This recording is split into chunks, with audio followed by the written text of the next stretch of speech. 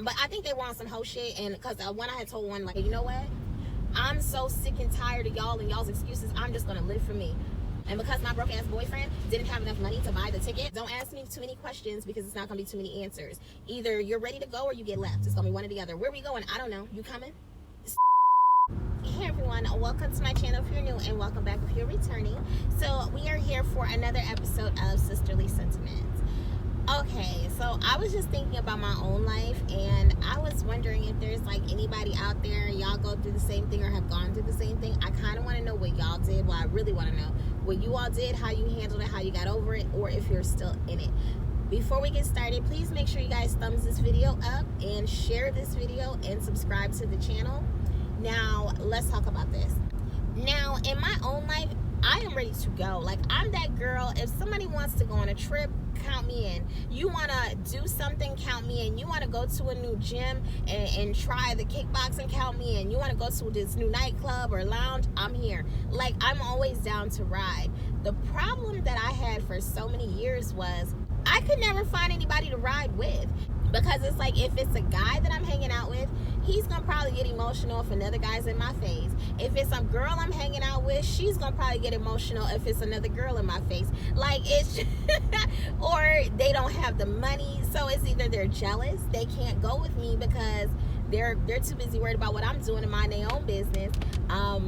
They don't have the money, they have baby mama, baby daddy issues, they're married and they have spousal commitment, cheating issues. It's always people with issues, and I just want to travel. I just want to live life. I just want to have a good time.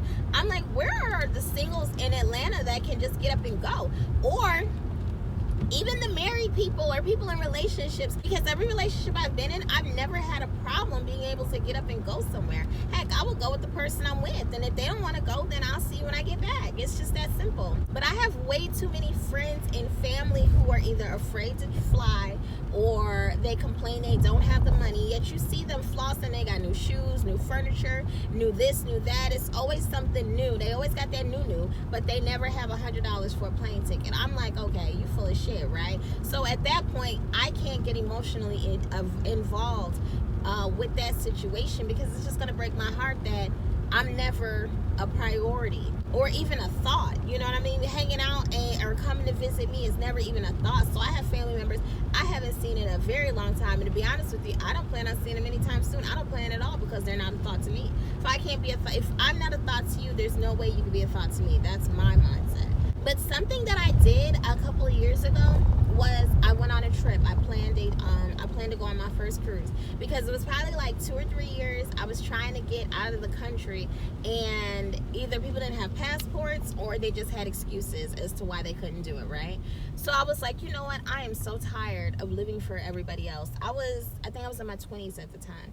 And I was like, okay, so this was more than a couple years ago. But anyway, ain't nobody doing no math. Mind your business. So I got up, I called the cruise line, and they were like, well, they didn't have any more seats. And I was like, you know what? They could put me on the wait list. To put me on the wait list. Do you know I drove like 4 hours to get to the port?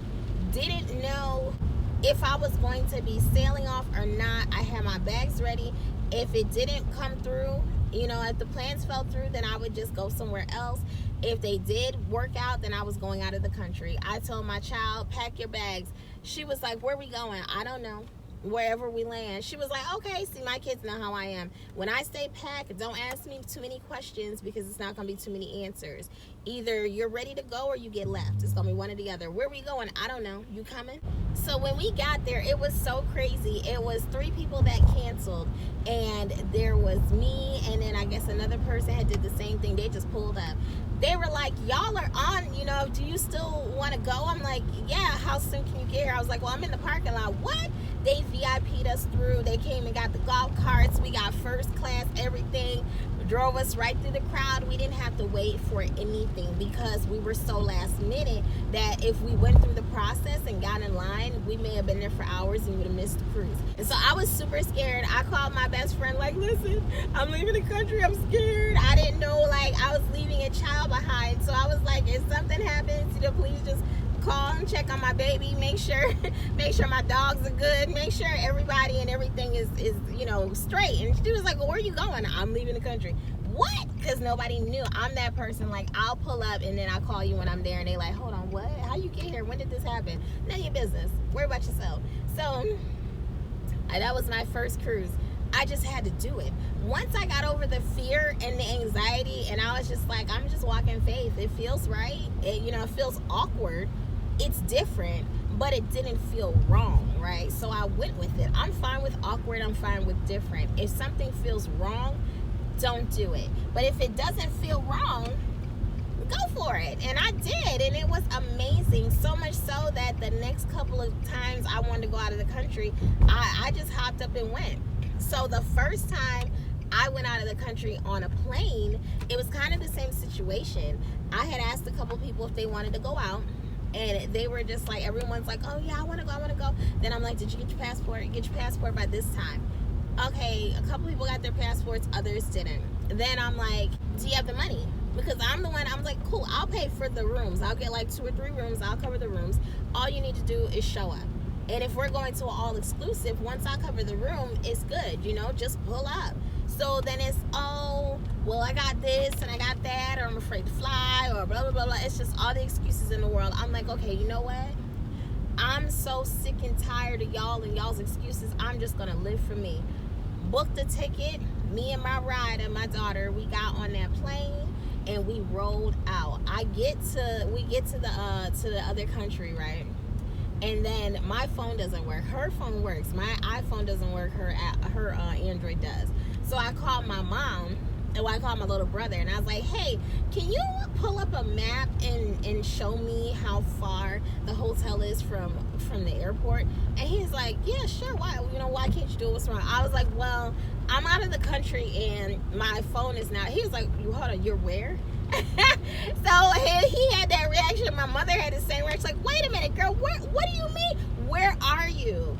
I'm like, I'm out of the country. Listen, that's not the important part. The important part is that we don't get smuggled, or what is it called? Abducted. So trafficked. So can you just help me get to my hotel? So they're like, you just got up and left. I just got up and left. That's what I do. Sometimes you just have to get up and leave. And you know what? I'm not saying go be reckless, because I did have somebody with me. Even though she was younger, I was in charge of me and her. It did feel good to have somebody there, right? And she's not a baby, so it's not like a dependent type situation. She's bigger than me. She's like 5'8", 5'9". I'm 5'1", so people look at her, they think she's the adult and I'm the child half the time. But doing those things, having those moments where I was forced to just either do it by myself or not do it at all, and getting tired of year after year after year not doing it at all, I will say those are some of the best decisions I made. And I even went on Facebook, and they had this travel group, and I was supposed to meet up with a couple of people the first time I went out of the country on the plane. But I think they were on some whole shit, and because one, I had told one, like, oh yeah, I have my child. She's of age, like, she's not 21, but she's not like 16. She's fine. Like, she'll stay at the hotel. She'll go do her thing. I'll do my thing. You know what I mean? I was like, we can meet up. It'll be good. But then one was like, oh, well, I'm not really sure how this person would feel about kids being there, because, they were kind of trying to have a hot girl vacation and da-da-da. I was like, hold on, hot girl. Oh, y'all trying to hoe. Oh, okay. No judgment. That's fine. If that's your thing, that's cool. Because I'm like, I thought we were just going to meet up for dinner. I was going to meet up with y'all at dinner, meet up with y'all at the pool, and then you can run off with, Rico Suave and do whatever you have to do. That's not my business. We're not in the same room. We're not sharing rooms. We're not even in the same hotel, so I don't understand why having, what? Now I'm doing too much thinking, and I'm not one who wants to think a whole bunch, because it shouldn't be that hard. Y'all have a good time. Enjoy your part of the island, and I'll enjoy mine.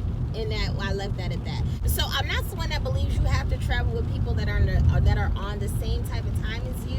I don't believe that. But I do believe that you have to travel with people that are flexible. And I'm a very flexible individual. Like I said, I don't care if you came on this vacation to hoe, then you can go ahead and hoe. I'm cool with that. That's not my lane, but I'm not judging you because it's yours. As a matter of fact, you may make things more fun. as opposed to going on the vacation with the girl who's sitting there reading the Bible at the pool. I don't want to hang out with her either, because girl, you know. But I'm cool with it, because at the end of the day, for me, it's all about just getting out and having a good time. Everybody just enjoying themselves. So however you enjoy yourself, I can get with you, you know, as long as you can get with me. But like I said, but that's neither here nor there.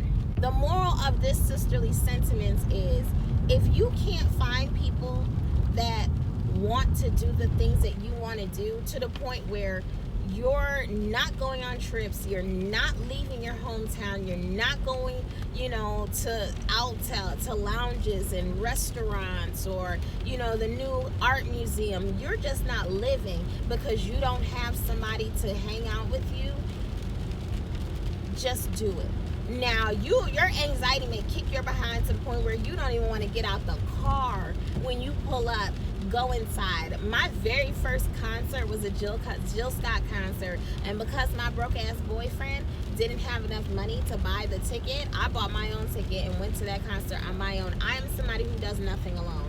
I just don't. And I was anxious. I was like, oh, this is different. I put that voice in the back of my head. I told them to shut up. I put them on mute. Listen, I'm only talking to Armand. I'm not talking to the voice in the back of my head today. You're not on. You're on mute. Muted that thing, got out my car, took a couple deep breaths, got out my car, went over to the ticket line, got my tickets. When I tell you, that was the best experience ever. So, you know, I have to force myself to do things, because when you've been broke a good majority of your life, and then you reach a point where you're able to live and do certain things, the worst thing in the world is to not live because you have nobody to share it with.